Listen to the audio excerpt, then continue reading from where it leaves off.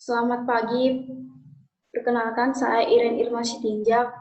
Nama kelompok kami, kelompok yaitu kelompok B, dan juga teman saya, teman kelompok yaitu Sarah Septiani Sitorus.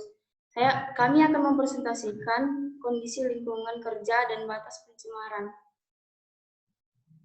Lingkungan kerja. Lingkungan kerja diartikan sebagai segala sesuatu yang berada di sekitar tenaga kerja yang dapat mempengaruhi dirinya dalam melaksanakan tugas-tugas yang dibebankan. Lingkungan dapat mempengaruhi dirinya dalam melaksanakan tugas-tugas kerja yang lestari dan manusiawi adalah faktor pendorong bagi kegairahan dan efisiensi kerja. Kondisi lingkungan kerja yang kurang baik dan melebihi toleransi manusia untuk menghadapinya tidak saja akan menurunkan produktivitas kerja, tetapi juga akan menjadi sebab terjadinya penyakit akibat kerja, pencemaran lingkungan, cacat, dan bahkan kematian. Pengelolaan lingkungan kerja. Pengelolaan lingkungan kerja merupakan bagian dari sistem manajemen dan keselamatan kerja. Ada 5 kelompok dalam siklus pengelolaan lingkungan kerja. Yang pertama, pengukuran dan pemantauan lingkungan kerja. Yang kedua, penilaian mengenai apa arti dari ukuran atau standar dari lingkungan kerja dan dampaknya terhadap kesehatan tenaga kerja. Ketiga, menetapkan sasaran dalam proses pengolahan dengan sasaran ini, maka pengelolaan lingkungan kerja menjadi efektif, efisien, dan terintegrasi. 4. Menyusun rencana pengelolaan lingkungan kerja secara berkesinambungan guna mencapai sasaran yang ditetapkan.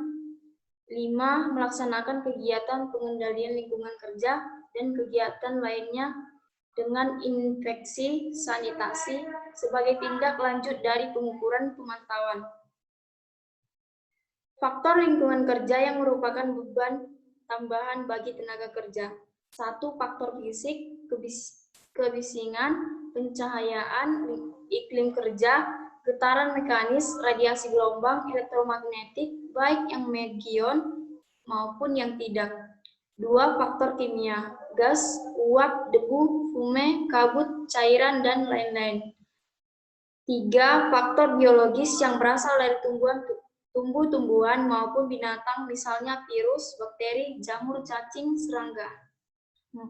Faktor fisiologis, misalnya sikap jam kerja dan istirahat dan cara kerja.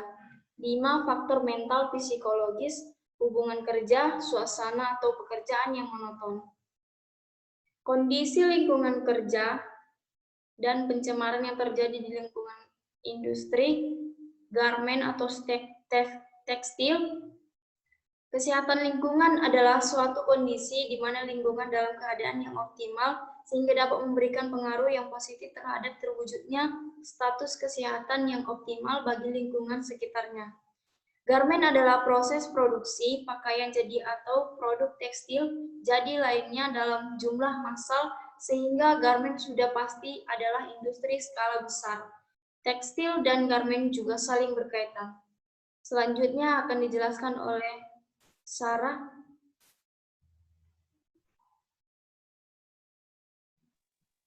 Baiklah, saya akan melanjutkan beberapa hal yang harus diperhatikan di tempat kerja, antara lain yang pertama, pencahayaan.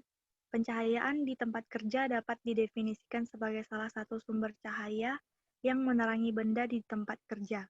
Dampak dari penerangan yang kurang baik adalah dapat menyebabkan kesulitan melihat benda dengan jelas, tidak dapat melihat sumber bahaya dengan jelas, atau dapat melihat suatu bahaya tapi tidak dikenali dengan cepat. Penerangan yang berlebihan atau yang kekurangan, pupil mata akan berusaha untuk menyesuaikan pencahayaan yang didapat oleh mata. Akibatnya, mata akan memicing, silau, atau berkontraksi dengan secara berlebih. Karena apabila cahaya berlebihan atau kekurangan, pupil harus menyesuaikan dengan cahaya tersebut, dan pupil akan mengecil jika menerima pencahayaan yang besar, dan ini adalah salah satu penyebab kelelahan pada mata. Yang kedua, limbah. Limbah didefinisikan sebagai sisa atau buangan dari suatu usaha dan atau kegiatan manusia. Limbah merupakan hasil sampingan dari suatu aktivitas yang sudah menjadi bahan buangan. Dapat membuat kaget, mengganggu, dan mengacaukan konsentrasi. Dapat menginterferensi komunikasi dalam percakapan dan akan menginterferensi hasil pekerjaan dan keselamatan kerja. Dapat mengakibatkan penurunan kemampuan pendengaran dan rasa sakit pada tingkat yang tinggi.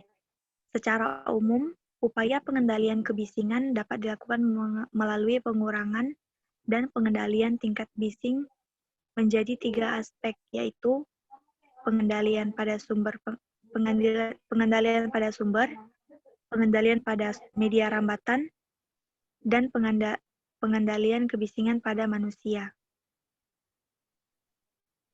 Yang ketiga, air bersih. Air bersih adalah air yang digunakan untuk keperluan sehari-hari dan dapat dijadikan air minum apabila telah diolah atau dimasak. Sebagai batasannya, air bersih adalah air yang memenuhi persyaratan bagi sistem penyediaan air minum. Adapun persyaratan yang dimaksud adalah kualitas fisik kimia, biologi, dan radiologis, sehingga apabila dikonsumsi tidak menimbulkan efek samping. Yang keempat, kualitas udara ruangan. Yang dimaksud pencemaran udara adalah bertambahnya bahan atau substrat fisika maupun kimia ke dalam lingkungan udara normal yang mencapai sejumlah tertentu, sehingga dapat terdeteksi oleh manusia, atau yang dapat diukur dan dihitung, serta dapat memberikan efek pada manusia, binatang, vegetasi, dan material karena ulah manusia, atau man-made. Faktor bahaya serta pengendalian dan pencegahan keselamatan kerja pada industri garmen. Garmen yang pertama, kebakaran. Pencegahannya disediakan alat pemadam api khusus. Yang kedua, terkena jarum jahit.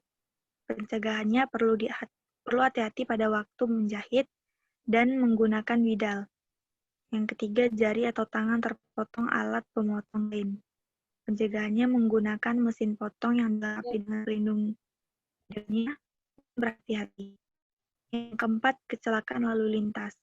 Pencegahannya menggunakan safety riding untuk motor, menggunakan safety belt untuk mobil, dan mematuhi rambu-rambu lalu lintas.